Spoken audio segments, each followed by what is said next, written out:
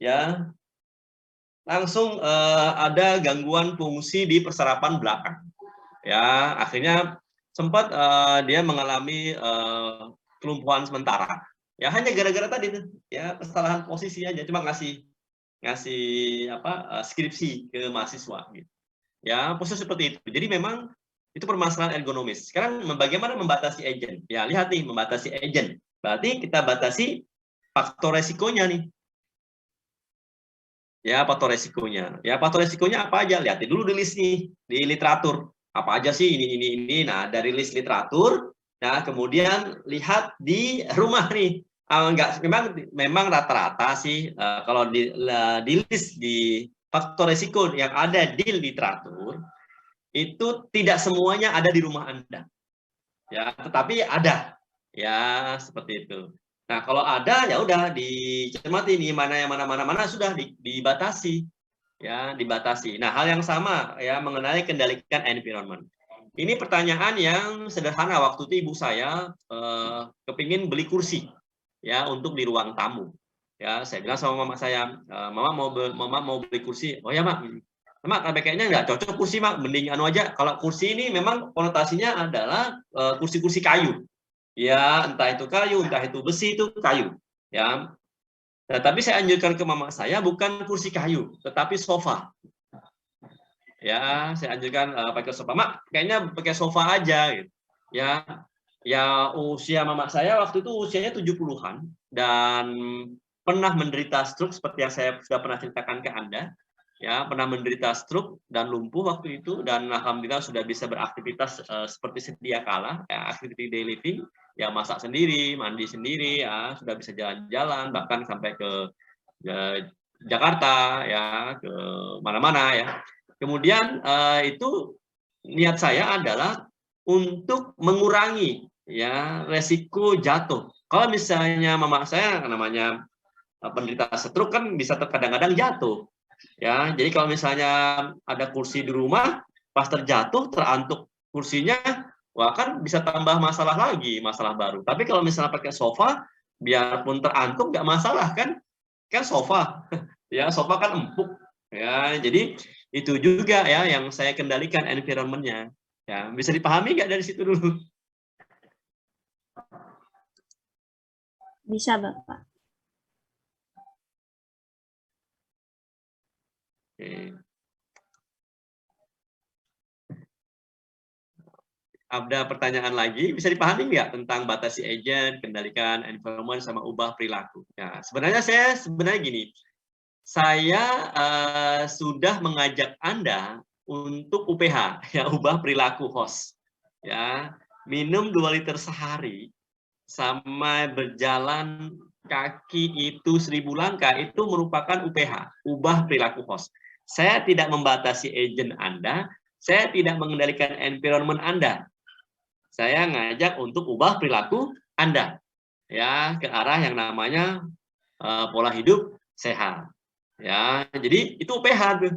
Ya, jadi saya sudah mempraktekkan itu ke Anda. Ya, walaupun tanda kutip nih, ada yang nurut, ada yang nggak nurut, kan begitu. Ya, beberapa di antara Anda kan ada yang masih tidak mau minum 2 liter sehari. Ya, coba deh minum 2 liter sehari nggak ada ruginya kok. Ya, malah Anda tambah sehat, lebih produktif. Ya, seperti itu. Oke, bisa dipahami?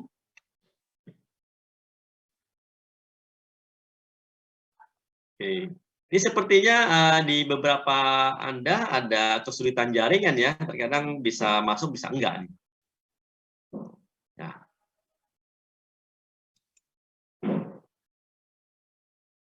Oke, kalau Gloria, bagaimana Gloria? Sejauh ini Pak, waktu awal kemarin juga masih bingung di bagian faktor risikonya. Tapi setelah menonton kembali, itu sudah bisa Pak. Oke, terus ya. Ya, harapan saya gini sih. Sebenarnya jangan cuma tugas itu dikerjakan, tapi dipraktekkan. Ya, dipraktekkan di rumah. Kan saya juga memberikan contoh dengan praktek kan.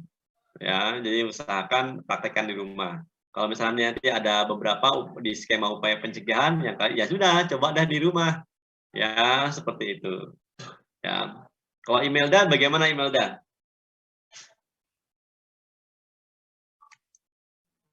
Baik, Pak. Saya sih sama awal-awal juga agak kesusahan di faktor risiko, terus yang level 2 known itu sama yang skema. Cuman waktu nonton kembali sama nanya-nanya, itu juga apa ya, lumayan paham sih, Pak. Oke.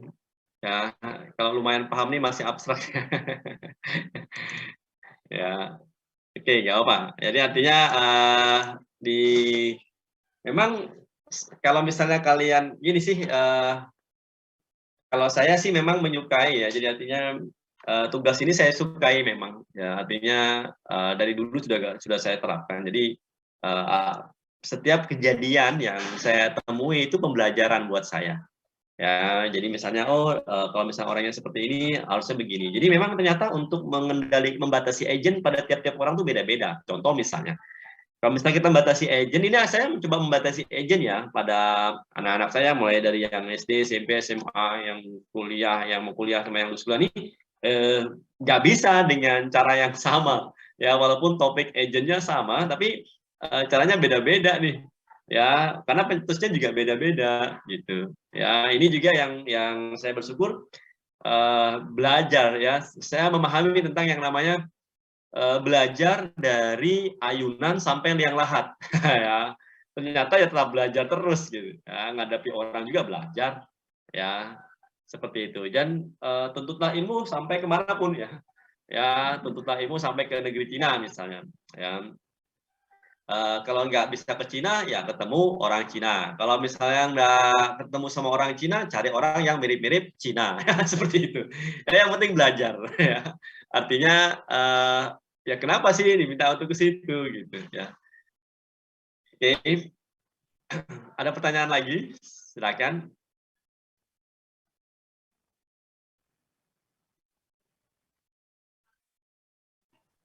Izin bertanya, Bapak. Oke, silakan. Baik, terima kasih atas kesempatannya, Bapak. Jadi kan waktu itu saya pernah terkena penyakit campak, penyakit menular saat Oke, campaknya di usia berapa? Pas kelas 2 SMP, Bapak. Mungkin sekitar 13 tahun atau 14 tahun. Tinggal di mana kamu? Di Tarakan. Oh. Tapi saya sudah imunisasi, Bapak, saat ya, waktu balita kan sudah imunisasi campak. Itu kan bayi balita ya. ya. Campak itu. Nah, terus ya kok bisa kena di usia 14 tahun tuh gimana? Nah, itu saya juga kan ada riwayat alamiahnya kan gitu. Ya.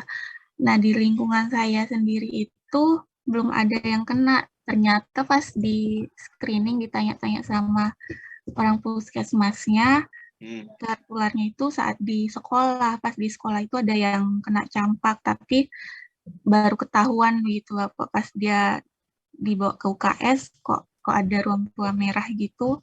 Pas diperiksakan ke puskesmas, oh ternyata ini campak. Nah, baru diberikan edaran di sekolah kalau misalnya ada yang kena campak. Nah, mulai dari situ tuh banyak murid yang mungkin merasa kayak muncul ruang tua merah, terus lambat laun tuh diperiksakan, oh ternyata dari situ banyak yang terkena campak, Bapak, dari teman saya yang pertama terinfeksi. Nah, lalu saya bingungnya, misalkan di pengendalian environment itu bagaimana ya, Bapak? Kan awalnya bukan karena lingkungan sekitar saya maksudnya cukup baik, tidak ada faktor pencetus atau resiko yang menyebabkan dari si virus campak ini. Lalu pembatasan atau pengendalian environment-nya itu gimana, Bapak? Oke, tadi sebenarnya apa yang disampaikan di sekolah memberikan informasi tentang ada penderita campak itu masuk dalam kategori kendalikan environment. Ya, memberikan informasi di lingkungan sekolah itu termasuk kendalikan environment, sehingga secara otomatis kadang orang tua atau siswa langsung berjaga-jaga kan begitu. Nah, Nah, untuk membatasi agentnya, ya ini beberapa yang dilakukan adalah membatasi karier. Ya, membatasi karier adalah penderita yang bisa menularkan. Ya, jadi membatasi karier ini membatasi misalnya siswa yang terkena campak tidak dianjurkan untuk terus sekolah. Itu. Ya, kemudian membatasi agent lagi ya tadi pergi ke UKS dan berobat itu juga termasuk yang namanya membatasi agent. Kenapa? Karena pasti akan diberi obat. Ya, seperti itu. Ya, karena agent karena beberapa agent penyakit menular itu pasti diberi obat gitu. Ya, contoh misalnya gini. Kalau tipes antibiotiknya beda, campak pun berbeda, ya. Kemudian diare juga berbeda, ya. Jadi obat itu salah satu cara untuk batasi agent, ya. Obat salah satu untuk batasi agent. Ya, tetapi untuk membatasi agent bukan hanya obat kan, bisa yang lain, gitu. Ya. Bisa dipahami. Baik, Bapak bisa. Ya. Oke, sebenarnya apa ya? Kalau misalnya di list aja, oh ya, ada yang berminat nggak mau bikin buku? Saya nawari lagi nih. Ya, maksudnya gini, dari batasi agent kita saya sudah memang sudah buat draftnya tentang buku batasi agent. Ya, nanti batasi agent untuk penyakit menular beda dengan penyakit tidak menular. Nah, penyakit menular sendiri aja beda-beda nih. Ada penyakit menular pencernaan, ada penyakit menular pernapasan, ada penyakit menular perkemihan, ada penyakit menular kulit, ya. Kemudian penyakit menular yang lain. Jadi artinya batasi agent dari penyakit menular saja itu banyak banget gitu. Ya, tapi nggak bisa dipukul rata. Ya, karena beda agent beda juga pembatasannya. Nah, hal yang sama juga kendalikan environment. Kendalikan environment pada penyakit menular beda sekali dengan penyakit tidak menular. Ya, kalau penyakit menular salah satunya tadi ya informasi di lingkungan sekolah atau misalnya kemarin nih lockdown misalnya, bukan lockdown sih, ya PSBB, pembatasan sosial berskala besar, anak-anak sekolah diliburkan. Seperti kalian perkuliahan tidak dianjurkan untuk daring. Hingga saat ini pun misalnya kuliah daring tidak kuliah daring secara 100%, tetapi 50% ya. Itu juga termasuk yang namanya kendalikan environment. Membatasi agent dengan mencuci tangan, ya, memakai hand sanitizer, itu membatasi agent. Nah, sekarang ubah perilaku hostnya gimana? Ya, ubah perilaku hostnya pakai masker dan menjaga jarak, ya, seperti itu. Jadi intinya gini, pada saat kalian berinteraksi dengan teman sebelah, ya, yang jaraknya kurang dari 1 meter, sebaiknya atur posisi tubuh, ya, atau posisi tubuh tidak berhadapan secara langsung 90 derajat, tetapi 45 derajat atau 180 derajat nih. Artinya tetap berbicara, tetapi tidak saling membagi droplet. Ya, paham ya? Kalau misalnya kami berinteraksi dengan pasien TBC, kami tidak pernah pasien TB, kami tidak pernah berhadapan 90 derajat. Tidak pernah hadapan wajah dengan wajah seperti ini, tidak. Tetapi kami selalu 45 derajat. Ya, jika saya tidak membagi droplet ke pasien, pasien juga tidak membagi droplet ke saya. Hal yang sama dengan ini. Kalaupun misalnya terpaksanya kalian berinteraksi kurang dari 1 meter, ya silakan menggunakan masker, ya, satu bermasker, satu masker. Jadi artinya itu juga untuk membatasi, ya, mengubah perilaku host, ya, untuk membatasi penularan, ya, seperti itu. Bisa dipahami. Baik, Bapak, terima kasih banyak atas penjelasannya. Ada yang tertarik bikin buku? Ya, nanti boleh japri saya, ya, kita nanti bisa diskusi, ya, apa saja yang bisa diinin, nanti kalian silakan ikuti, ya, karena saya bisa ajarin Anda. Ya, sudah ada beberapa hukum, ya, yang sudah saya terbitkan. Ya, ada beberapa dengan mahasiswa yang sudah pernah saya tunjukkan mungkin ke Anda, ya. Oke, ada lagi pertanyaan? Izin masuk, Bapak, izin bertanya. Oke, silakan. Baik, terima kasih sebelumnya, Bapak. Jadi maaf Bapak izin bertanya, Ya. kalau misalkan untuk kolesterol sendiri itu sebenarnya penyebabnya hanya karena lifestyle kah atau dari genetika juga bisa Pak kalau kolesterol? Terima kasih Bapak. Oke. Ya, kalau genetika tidak ya. Genetika tidak ada penyakit keturunan karena kolesterol itu tidak ada.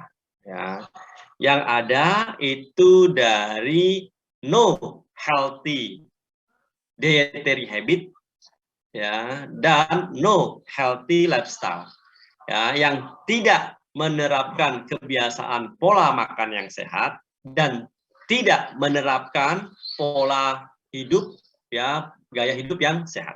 Ya, tidak menerapkan gaya hidup yang sehat. Ya itu. Nah, sekarang kalau misalnya dari pola makan, ya sudah jelas. Makanan apa saja sih yang berisiko kolesterol? Ya banyak kan? Ya, banyak sekali. Ya, tetapi intinya gini sih, kalau karena kebetulan saya suka suka belajar di kardio dan cerebro ini, permasalahan dari stroke sama jantung itu cuma aterosklerosis. Ya, nanti silakan di browsing ya. Namanya aterosklerosis itu seperti apa. Nah, saya sih fokusnya adalah bagaimana caranya mencegah terjadinya aterosklerosis. Minum 2 liter sehari itu mencegah terbentuknya aterosklerosis. Ya, jalan 1000 langkah per hari itu mencegah terjadinya aterosklerosis. Jadi kalian minum saja 2 liter sehari dan 1000 langkah per hari itu sudah membantu diri Anda mencegah penyakit jantung sama stroke. Sederhananya begitu. Ya. Bisa dipahami? Bisa Bapak, terima kasih. Oke, kalau Ahmad Azhari, bagaimana Ahmad Azhari? Ya Bapak. Ya, gimana? Apakah ada kendala? Ada Pak, pertama itu kayak di bagian deteksi agent, terus perbedaan faktor pencetus dan risiko, lalu yang saya itu bingung kelamaan tuh di bagian skema Bapak. Tapi pas Bapak mengirim link videonya itu penjelasannya, ya saya mulai paham Bapak. Oke, bagus. Ya, jadi tahu ya yang mana batasi agent, yang mana kendalikan environment, yang mana ubah perilaku host ya. Ya, kalau Andi Zakir.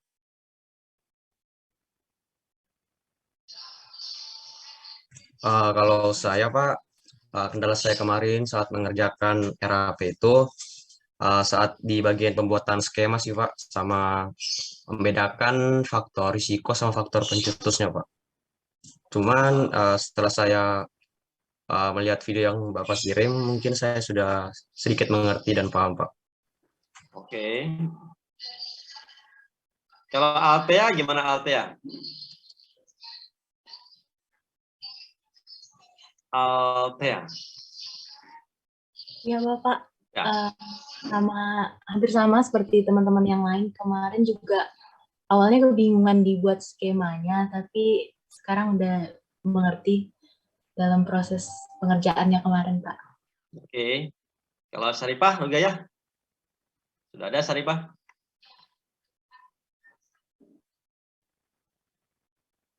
Sepertinya. Saya Pak. Ya. Gimana? Iya. Saripah? Ya Pak. Ya. Apakah ada kendala?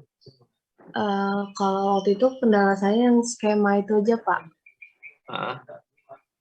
Tapi pas saya coba tonton videonya, saya mulai ngerti. Oh, ini Saripah Anissa ya? Iya Pak. Kalau Saripah Rugaya ada nggak?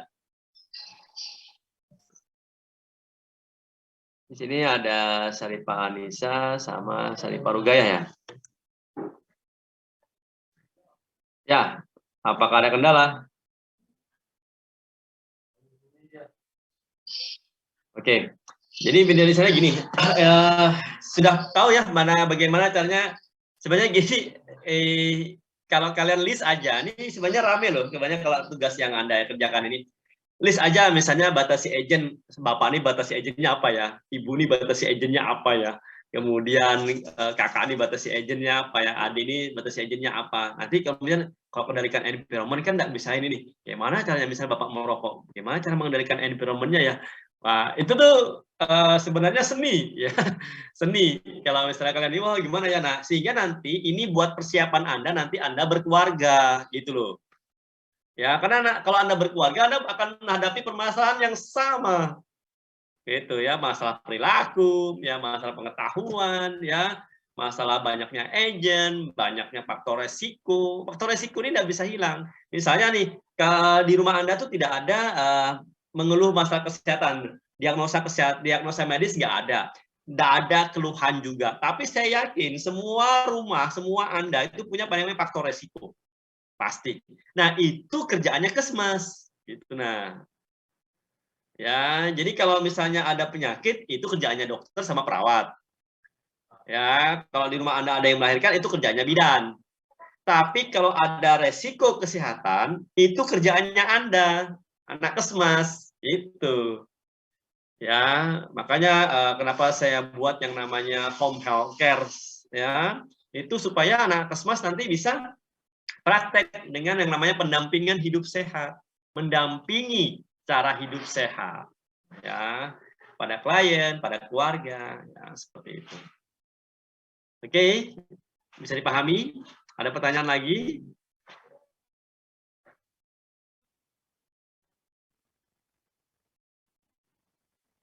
Ya, Ahmad Zafirin, apakah sudah ada kembali? Sudah Bapak. Mohon maaf sebelumnya tadi Bapak, saya lagi di toilet Pak. Oke, silakan. Apa kalian ada kendala? Kalau dari saya sendiri Pak, selama mengerjakan tugas yang dari Bapak itu kendalanya lebih ke membedakan faktor resiko dan faktor pencetus itu Pak. Oke. Nah, sudah kembali ke literatur belum? Ke literatur. Ya, karena faktor resiko itu adanya cuma di literatur. Iya Pak, maksudnya tuh kayak ya pasti saya agak susah gitu Pak membedakan apa ya faktor resiko sama pencetus gitu, pendorong dari penyakit itu muncul gitu. Saya lebih ke bingungnya di situ Pak. Contohnya apa kalau di keluargamu permasalahan kesehatannya apa? Kalau yang saya bingung tuh kan dari almarhum bapak saya itu diabetes kan Pak, diabetes. Nah itu kayak membedakan. Di usia berapa meninggalnya? Bapak saya di usia 53 Pak, 53. Dan kena diabetesnya itu 20 tahun Pak. Oh lama ya. 53, 20 tahun berarti usia 33 sudah menderita diabetes berarti ya? Iya benar Pak. Ya, oke. Seperti apa yang kamu pelajari, yang kamu bisa ambil pelajaran dari itu? Kalau dari saya sih Pak, yang pertama itu dari faktor keturunan ya Pak, karena nenek saya itu juga kena juga diabetes ya dari keturunan sama pola hidup dari bapak saya sendiri, kayak makan dan minumnya itu tidak terlalu dijaga gitu Pak, kayak tinggi karbo dan itu minuman yang manis-manis lah Pak. Oke, nah jadi sudah jelas ya, artinya untuk faktor pencetusnya kan pasti hanya makanan kan? Iya Pak. Ya, makanan dan minuman, kemudian aktivitas. Ya intinya gini sih, kalau misalnya makan yang banyak ya harus aktivitasnya banyak supaya terjadi pembakaran, kan begitu. Kalau misalnya saya pun sama, jadi artinya misalnya saya ke tempat pasien nih, ya tempat klien ya, dan ternyata di rumahnya tuh saya disediain bolu pecak. Tahu ya bolu pecak ya? Tahu Bapak, itu manis banget Pak kuenya. Nah itu artinya, wah ini kalau saya tidak beraktivitas tinggi, ini kadar gulanya akan menumpuk di dalam tubuh saya. Ya akan berada di peredaran darah sehingga akan menimbulkan permasalahan gangguan fungsi pengaturan kadar gula di dalam darah saya kan begitu. Nah untung saya paham nih, jadi setiap saya dikasih makanan atau minuman yang manis, wah pasti saya beraktivitas banyak nih.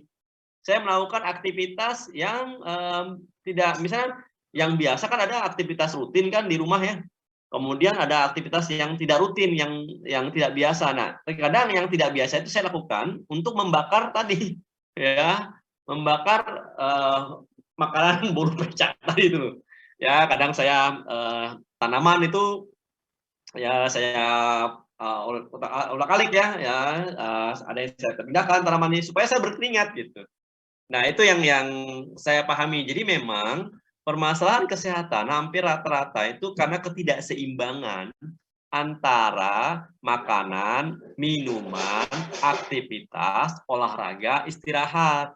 Itu aja 5 itu yang paling sering nih ya, yang menimbulkan permasalahan kesehatan. Misalnya, makannya kurang, pasti masalah. Minumnya juga kurang, pasti masalah. Aktivitasnya berlebihan atau aktivitasnya kurang juga bermasalah. Istirahat berlebihan atau istirahat kurang pasti bermasalah. Olahraga berlebihan atau tidak pernah olahraga itu pasti jadi masalah. Jadi 5 ini ya yang biasanya sering terjadi di masyarakat. Ya, jadi misalnya di diri kalian pun sama nih. Ya, jadi artinya ya tadi saya beruntungnya karena saya sering belajar ke pasien, belajar dari Anda, belajar dari materi-materi perkuliahan, sehingga apa yang saya lakukan, saya berusaha untuk mempertahankan pola hidup sehat saya, gitu, supaya jangan sampai saya sakit, gitu. Itu aja sih intinya, ya, karena mencegah kesakitan, mencegah keparahan, sama mencegah kekambuhan itu beda-beda, gitu. Ya, saya mencegah kesakitan saat sekarang ini, mencegah jangan sampai saya sakit, ya, makanya saya masih bisa beraktivitas terus, gitu. Ya, saya nggak tahu nih, ternyata sempat saya tanya ke kelas sebelah. Ternyata yang sering luring kan saya ya, ternyata.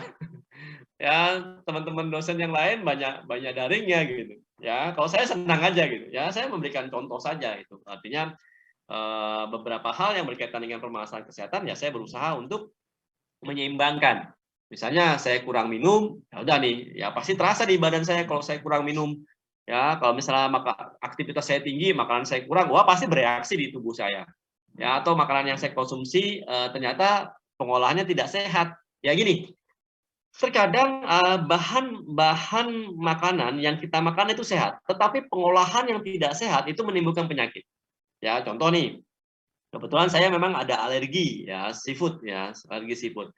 Tetapi kalau misalnya diolah dengan benar seafood tersebut, saya nggak akan ada reaksi alergi. Artinya memasaknya, mengolah masakannya itu dengan benar, saya tidak akan alergi. Tetapi kalau mengolahnya tidak sehat, langsung muncul tuh. Ya, hanya hitungan menit.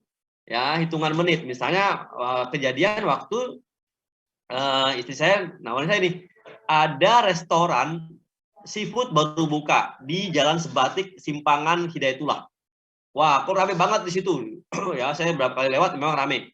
Nah, ini restoran baru nih, restoran seafood. Nah, akhirnya ya karena saya dan pasangan saya tuh suka kuliner ya saya mampir ke situ untuk makan ya. Saya pesan seafood nih. Makanan saya yang saya makan belum habis itu sudah ada reaksi alergi di tubuh saya. Ya, tumbul bentol-bentol. Saya bilang wah nih mulai bentol-bentol nih. Berarti pengolahannya tidak sehat. Ya, jadi akhirnya saya putuskan untuk tidak kembali lagi ke situ.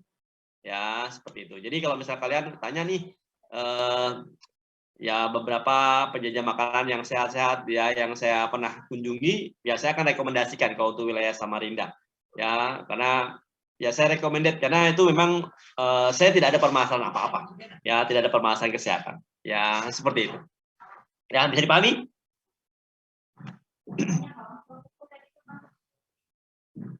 Ya, ada pertanyaan kalau Cecilia?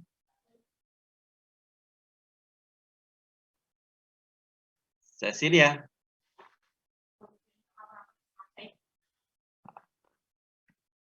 Kayaknya masih di sini Cecilia. Oke, Tasya. Tasya?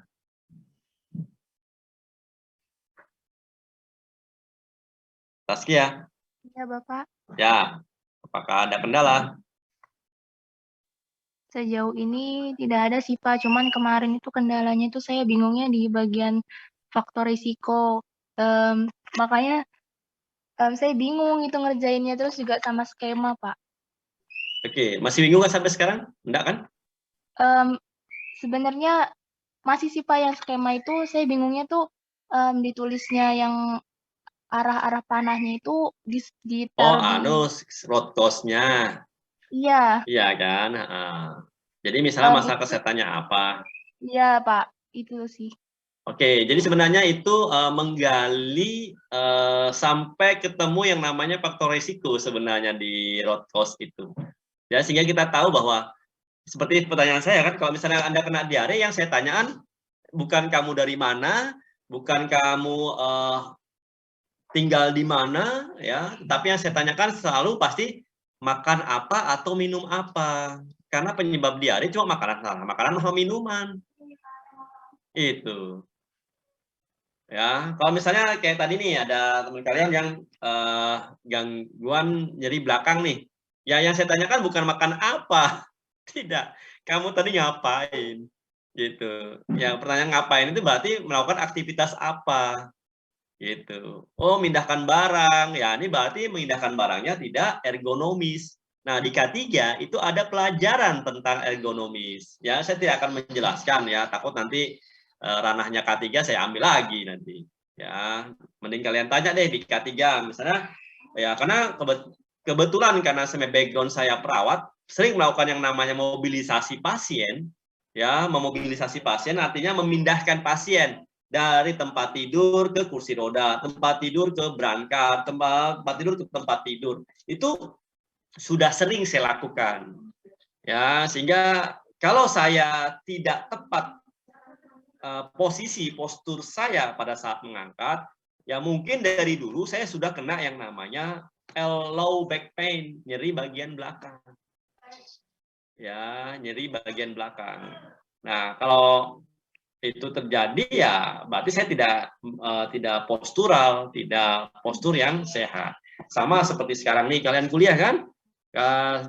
Apakah resiko kuliah luring sama daring tidak ada resiko? Ada.